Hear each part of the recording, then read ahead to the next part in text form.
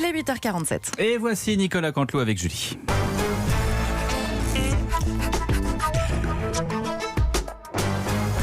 C'est presque du direct, c'est la revue de presse de Nicolas Canteloup en best-of. On va faire un petit point maintenant sur les inondations à Venise. On me dit qu'on est en ligne avec un spécialiste de la ville des amoureux. Écoutez, je ne sais pas de qui il s'agit, c'est peut-être Stéphane à nouveau, Stéphane Bern ou Laurent Deutsch, je ne sais pas. Allô ? Non. Non, c'est Dominique Strauss-Kahn. Ah, la ville des amoureux. Oui, Dominique le romantique. Vous connaissez bien Venise, Dominique ? Hein ? Très bien, bien. cher Jules, clair. Vous savez, Venise, c'est le voyage d'une vie. Je suis venu en 1982 avec Denise. J'ai emmené Denise à Venise. Puis en 83 avec Colette. 84 avec les jumelles Pauline et Marie.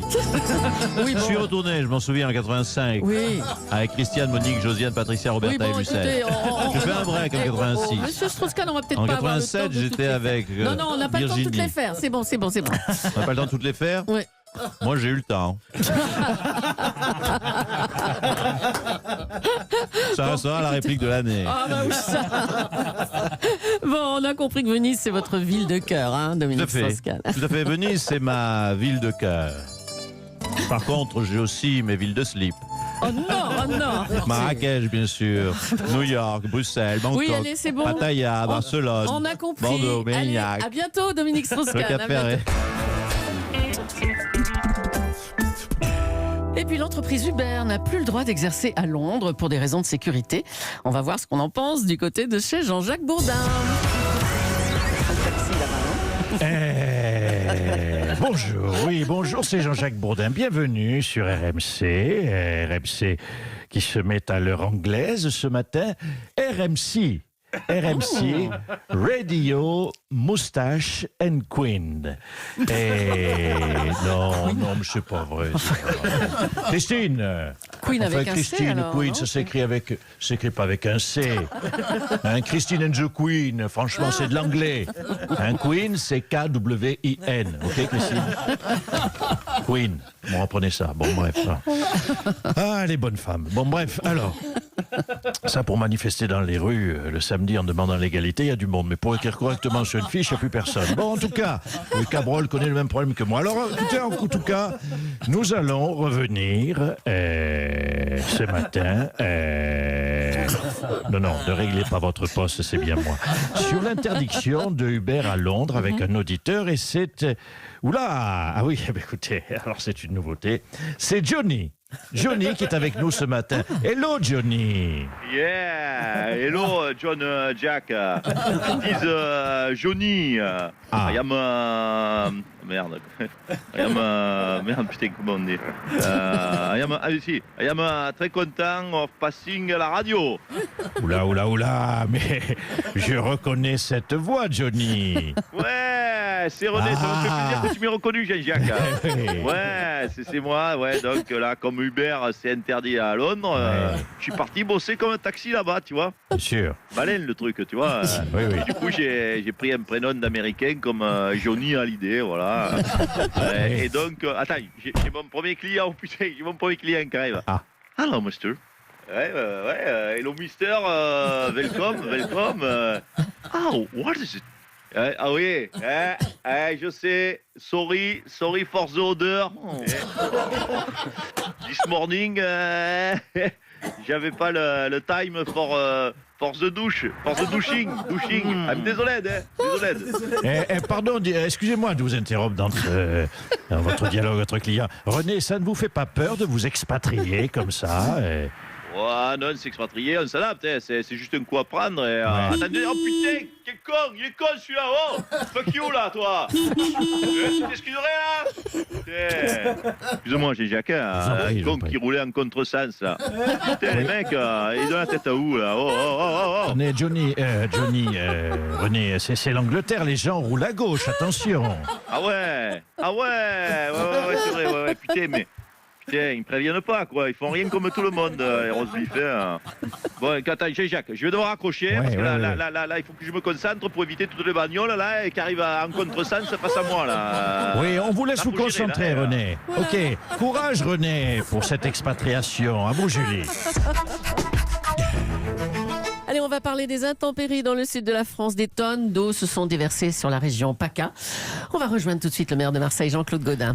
Alors, on en est où de ces pluies, monsieur Gaudin? Écoutez, c'est une catastrophe, Madame Leclerc, Monsieur Bélieuard, Monsieur Cabreol, qui comprend ma détresse météorologique, là, ce matin. Hein, les autres, je demande le statut de catastrophe naturelle. À la louche, je dis bien, j'évalue le montant des dégâts à 37, 38, Allez, on va dire 40 milliards. Milliards.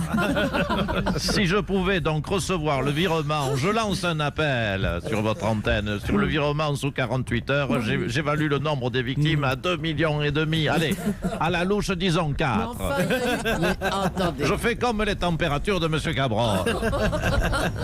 Mais enfin, il y a eu 0 victime à Marseille, Jean-Claude Gaudin. Et heureusement d'ailleurs. Hein. Oui, enfin, c'est vite dit ça, Madame Leclerc. Vous résumez les choses de façon un peu rapide. Bah non, non, mais attendez, laissez-moi terminer quand même. Je me lève le matin pour être en duplex depuis Marseille et parler sur Europe 1. Il y a quand même moyen de s'exprimer. Il y a quand même des personnes qui ont été, oui, Monsieur Béliard, vous riez, mais il y a quand même des personnes qui ont été mouillées. Hein, mouillées par la pluie quand même. Certaines même ont été Monsieur Pierce, Monsieur Vandel, qui n'écoute pas toujours le matin puisqu'il prépare sa chronique. Certaines même personnes ont été trempées. Alors, et elles n'ont le droit à rien. C'est ça? Je dis bravo Macron. Alors Jean-Claude Gaudin, j'ai lu que de nombreuses caravanes de gens de la communauté du voyage avaient été emportées. Hein? Oui, alors tout à fait. Alors heureusement, il n'y a pas, en parlant d'emporter, je me suis peut-être un peu emporté. Heureusement, il n'y a pas eu de victimes. Voilà. Par contre, on les a bien sûr, vous en doutez, immédiatement verbalisés. Ah bon, mais pourquoi? Parce qu'ils naviguaient. Naviguer sans permis bateau, nous l'avons vérifié par nos services municipaux, c'est interdit.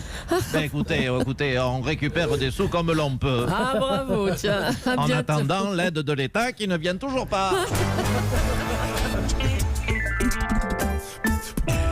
Allez, on va revenir sur la libération de l'ancien président brésilien Lula. Il vient de sortir de prison. On est en duplex avec Patrick Balkany. Mais il y a quand même donc des hommes politiques qui sortent de tôle. Ça, c'est une bonne nouvelle que vous annoncez enfin sur Europe 1, des bonnes Il nouvelles. avait été accusé de blanchiment de pots de vin. Oui, écoutez, donc tout pareil que Miguel. Il a été accueilli triomphalement à sa sortie, hein, Lula. Alors libérez-moi, vous allez voir. Non mais vous allez voir la liesse dans les rues de Levallois-Perrin. Ça va être France 98, tout pareil que Lula, vous verrez. Il a quand même passé 19 mois en prison, lui. Combien vous dites? 19 mois. Non, là pas tout pareil alors. Non, écoutez, moi je veux sortir avant moi. Non, dites-moi. L'avocat de Lula, 19 mois pour en passer 19 mois, c'est pas un certain Éric Dupond-Moretti, hein, ça expliquerait pourquoi il a passé 2 ans en tôle, Lula. Parce que je vous le dis, il est nul, Moretti. Ah d'accord. Vous savez, si vous avez besoin, Monsieur Béliard, les avocats, c'est comme les vins, hein, c'est pas forcément le plus cher, le meilleur. Et Dupond-Moretti, c'est de la piquette au prix du Romanée Conti. Salaud de Moretti. Ah dis donc, bon courage, Monsieur Balkany.